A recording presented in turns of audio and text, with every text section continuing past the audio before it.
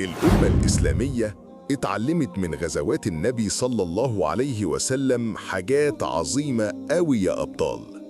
اتعلمنا الأخلاق والإيمان والرحمة وطهارة القلب وحب الجهاد في سبيل الله والشهادة في سبيله.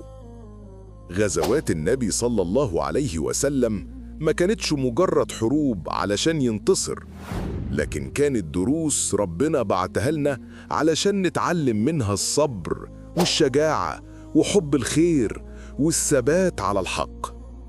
وعشان كده سيدنا علي ابن الحسن كان بيقول: كنا نعلم مغازي النبي صلى الله عليه وسلم كما نعلم السورة من القرآن.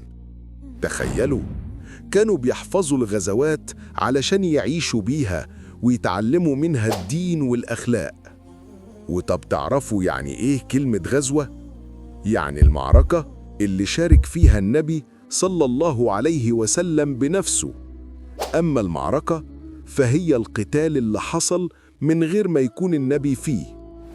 استعدوا يا حبايبي عشان نعيش مع بعض غزوات الرسول واحدة واحدة في سلسلة غزوات الرسول صلى الله عليه وسلم على قناة حكايات جدو إسماعيل.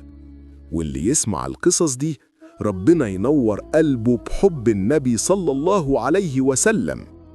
ما تنسوش تشتركوا وتتابعوا السلسلة من أولها علشان نفهم ونتعلم مع بعض غزوات الرسول صلى الله عليه وسلم.